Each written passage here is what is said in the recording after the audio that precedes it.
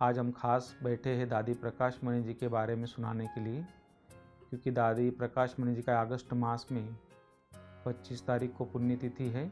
जब मैं 92 में आया तो दादी जी को देख के एक अलग सी अनुभूति होती थी, जैसे कोई फरिश्ता। जैसे दादी गुरुवार के दिन जब क्लास में जाती थी, बाल धुलाई करके, सफ़ेद बाल एकदम खोल के, तो ऐसे लगता जैसे कोई फरिश्ता जा रही है।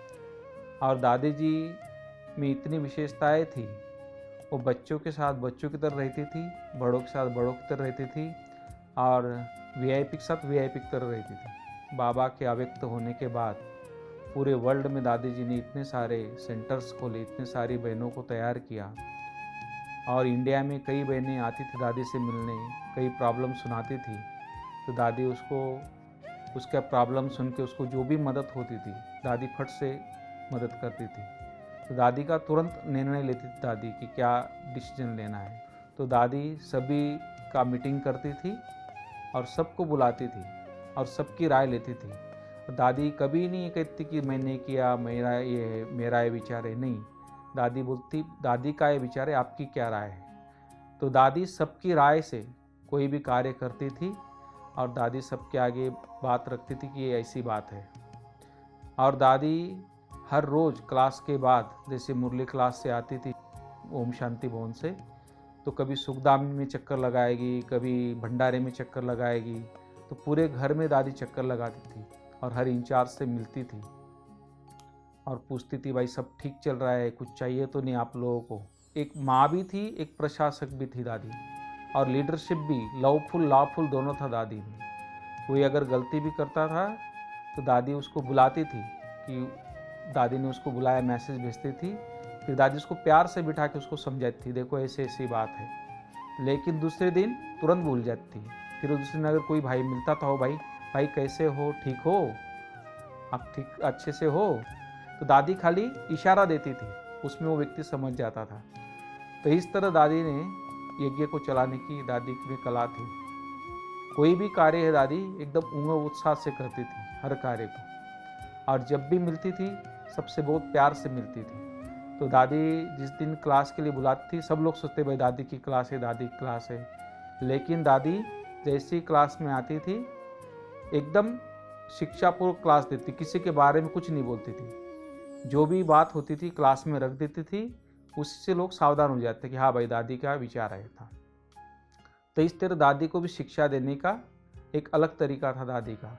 और मैं जब शुरू में आया था तो सुदर्शन भवन में मेरी सेवाएं थी, और हिस्ट्री हॉल और मेडिटेशन हॉल में सेवा देता था। तो दादी रोज़ रात को मुझे मिलती थी, क्योंकि छोटा हॉल हिस्ट्री हॉल में बंद करता था, और हिस्ट्री हॉल के बाजू में दादी का कमरा है, जस्ट बाजू में। तो दादी वही पैसेज से जाती थी, तो रोज़ मुझे बोलती थी, भाई कैसे हो, ठीक हो। रोज़ दादी गुड नाइट करती थी, मुझे मिलती रहती थी। तो ये भी एक सौभाग्य था कि पूरा टाइम दादी की पालना मुझे मिलती रहती थी।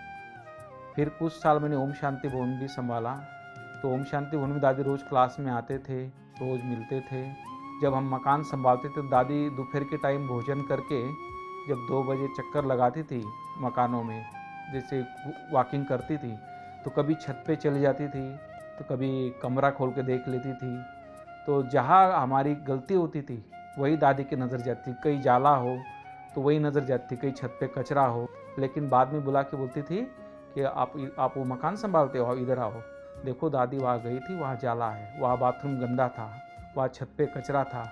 कभी भंडारे में चल जाती थी, कैसे खाना बना, रोज़ खाना खा के देखती थी दादी। जो भी जनरल में भोजन बनता था, भले दादी के लिए एक थोड़ा अलग स्वास्थ्य के हिसाब से भोजन बनता था, लेकिन दादी जनरल का भोजन रोज़ मंगाती थी।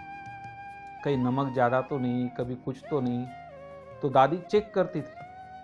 तो एक बार मुन्नी बहन ने दादी को ऐसी एक मक्की का भुट्टा कहीं से आया था, थोड़ा सा दादी को खिलाया। खाने से पहले दादी ने पूछा कि भाई सभी घर वालों को खिलाया हो तुमने भुट्टा। तो मुन्नी बहन बोलती, दादी हाँ खिलाएंगे दादी मंगा के। नहीं, दादी बोलती नहीं, पहले उनको मंगा के खिलाओ। तो दूसरे दिन सबके लिए भुट्टा मंगा के खिलाया, फिर दादी ने भुट्टा खाया। तो यज्ञ निवासियों के लिए भी दादी का इतना प्यार था, जैसे अपने बच्चों की तरह पालती थी दादी। तो दादी का बहुत पालना हमने ली है। हम देखते थे 92 में दादी रोज़ कैंसर हो जाती थी, और उस सेवाधारी को टोली खिला के आती थी।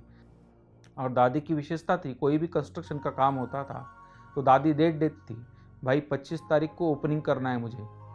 तो वो कार्य असंभव लगता था कि भाई इतने जल्दी कैसे होगा, लेकिन दादी ने जो डेट दिया वो उसी डेट पे वो कार्य पूरा होता था। तो दादी की विशेषता थी। 15 दिन पहले मैं ज्ञान सरोवर ओपनिंग से पहले ज्ञान सरोवर देखने गया था, तो मुझे लगा कि पॉसिबल ही नहीं कि इस डेट पे ओपनिंग हो जाएगा। इतना काम बाकी था, हॉल आधा पड़ा था, सारा कंस्ट्रक्शन का काम बिखरा पड़ा था। लेकिन दादी बोलती नहीं, हो जाएगा, बाबा आएंगे, बाबा स्वयं इसका ओपनिंग करेंगे। और हमने देखा उस डेट पे पूरा परफेक्ट ऐसा सज गया ज्ञान सरोवर, एकदम कंप्लीट तैयार हो गया। तो ये दादी का ये बोल के साथ उसमें शक्ति भी थी बाबा की। और दादी जब भी बाबा रूम में जाती थी तो बोलती मैं ट्रांसलेट ने डायरेक्ट बाबा से बात करती थी। तो ऐसे दादी की डायरेक्ट बाबा से बात होती थी। तो बाबा कंबाइंड ही था दादी के एक प्रकार से यज्ञ चलाने में। तो ऐसी ये वो महान आस्ती थी जिसने इस यज्ञ को, जब बाबा आव्यक्त हुए तब मुश्किल से इंडिया में 15-20 सेंटर होंगे, लेकिन बाबा आव्यक्त होने के बाद जब कमान दादी और दीदी को सौंपा तो दादी ने ऐसी सेवा की, ऐसी पालना दी बहनों को, जो आज हमारी ब्रांचेस बाबा की 135 देशों में आज ब्रांचेस है। और पूरा देश विदेश का कारोबार संभालते हुए दादी इतनी लाइट रहती थी, दिन में 3 बार मुरली पढ़ती थी, सबसे एकदम खुले इससे मिलती थी। जब क्लास के बाद आती थी, जब आंगन में बैठती थी तो हर एक से मिलती थी, कोई आने जाने वाला, भाई कैसे हो, छोटा बच्चा हो या कोई भी हो।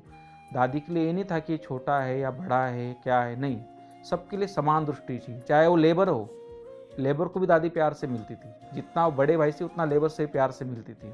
इतनी समान भावना, निस्वार्थ भावना दादी के मन में थी। तो दादी की क्या विशेषता बताए, उसका तो एक गाथा लिखो तो भी कम पड़ेगा, इतना दादी ने इस यज्ञ को बहुत कुछ दिया है। जब दादी शांतिवन आती थी, दादी कभी भी दादी के गाड़ी के कांच बंद नहीं होते थे, हमेशा दादी की गाड़ी के कांच खुले होते थे। और दादी हर एक को हाथ देती रहती थी और टोली खिलाती रहती थी। तो उससे क्या होता था, एक उमंग जागरूक हो जाता कि भाई दादी हमारे पास आई तो मुझे काम करना है। और हमको मकान वालों को भी, कोई भी डिपार्टमेंट वालों को मन में एक होता था कि भाई दादी कभी भी आ जाएगी और कभी भी चेक कर लेगी हमारा मकान। तो हम एकदम नीट क्लीन रखते थे मकान हमेशा। एक एक बाथरूम भी हम, अगर हम ये बाथरूम साफ कर लास्ट कोने में दादी चली जाती। एक बार डायमंड हाउस का लास्ट गेट है, मैं इधर बैठा तो दादी वहाँ गेट खोल के चली और चेक किए सारे बाथरूम रूम्स। फिर बोलती देखो आपके यहाँ इतने बड़े बड़े वीआईपी रहते हैं, आप इतना थोड़ा भी कचरा नहीं होना चाहिए बाथरूम में, बाथरूम भी साफ़ होने चाहिए। तो दादी एक एक चीज़ एकदम चेक करती थी यज्ञ का, और इतना उमंग देती थी। डायमंड हॉल का दादी ने जब डेट फिक्स किया था, इस डेट में मुझे ओपनिंग करनी है डायमंड हॉल की, तो उस डेट में इतना हमने देखा था, लास्ट की 3-4 कैचियाँ बाकी थी तो दादी ने ओपनिंग कर दिया डायमंड हॉल का, कि नहीं बोले इस डेट पे करना ही था मुझे, तब जाके इन लोगों ने इतना काम कर दिया था।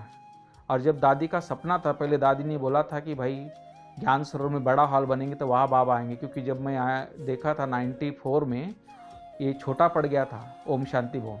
उस टाइम कई लोग होटलों में रहे थे, इधर उधर रहे थे और बैठने की जगह नहीं थी। तो कई अपने बाबा के बच्चे जो बाबा से मिलने आए थे, वो पांडव भवन के आंगन में मेडिटेशन हॉल में मुरली सुन रहे थे। तो दादी का संकल्प था कि ज्ञान सरोवर का हॉल बड़ा बने, लेकिन वो हॉल भी छोटा बन गया पहाड़ी होने के कारण। फिर दादी ने यहाँ शांतिवन में एक मेला किया था टेंट का, जिसमें 20,000 लोग आए थे और वो मेला गुजरात वालों ने संभाला था। तो मेला सक्सेस हो गया। उसके बाद दादी ने बोला कि ये जो लैंड है इसमें हम सिंपल ऐसे बड़े बड़े मकान बनाएंगे और एक बड़ा हॉल बनाएंगे, इसमें हम मेला करेंगे।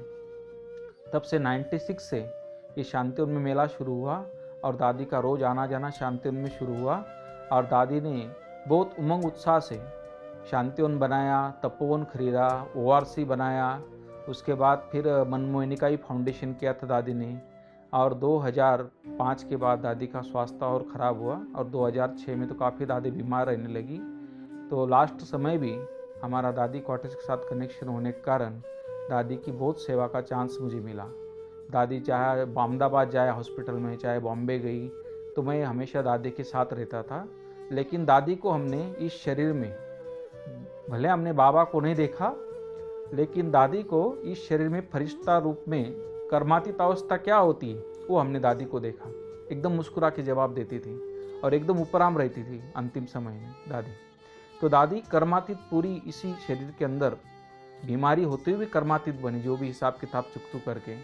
जैसे मैं दादी कॉटेज से सोता था अमृत भाई के साथ, तो दादी का बेड ऐसे ऊपर होता था थोड़ा, क्योंकि हार्ट के कारण, तो दादी नीचे सरक जाते थे। फिर रात को हम 2 बजे उठ के जब दादी को ऊपर सरकाते थे, दादी को बहुत पेन होता, लेकिन दादी ऐसे मुस्कुरा के एकदम दृष्टि देती थी, जैसे दादी को कुछ पेन है ही नहीं। तो एकदम साक्षी होके थी बॉडी में, जब बीमार भी थी तो दादी ने पूरी कर्मातीत अवस्था को प्राप्त किया। और बहुत दादी ने इस यज्ञ को आगे बढ़ाया, सभी को आगे बढ़ाया। और दादी ने डिपार्टमेंट सिस्टम बनाया, 50-45 डिपार्टमेंट यहाँ बनाए, जो आज भी दादी का जो सिस्टम से यज्ञ चल रहा है। और हर इंचार्ज को आगे बढ़ाया, हर एक को पूछा अपना प्रॉब्लम, हर एक को पूछा तुमको क्या चाहिए। और तुरंत मुन्ने बहन को बोलती थी कि इनको ये चीज़ दो, ला के तुम कहीं से भी दो, इसको जो भी सैल्वेशन दो।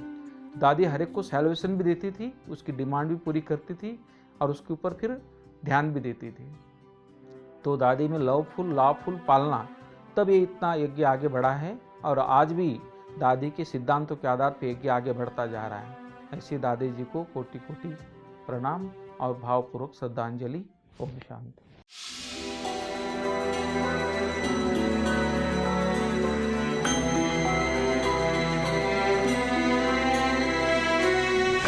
प्रकाशवाणी जे पुण्यात्मा थे महान, पुरुषार्थ से बनी वह ब्रह्मा पिता समान।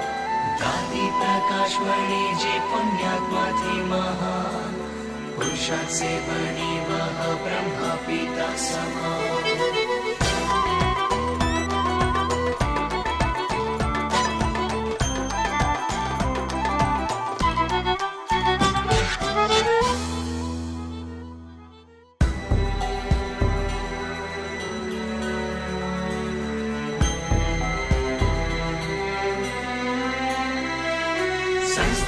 छोटा पौधा बरगद बना दिया, उसी विशाल वृक्ष की मिलती है सबको छाया।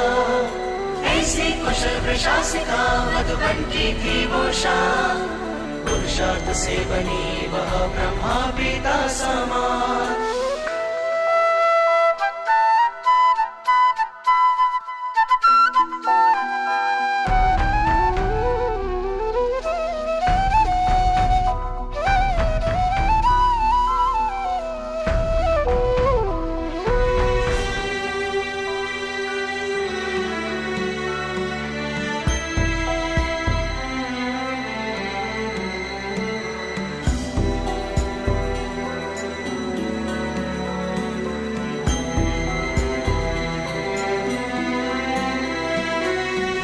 मीठी सी वाणी और स्नेह ममता द्वारा हम बच्चों को मिला था प्रेम रूहानी प्यारा।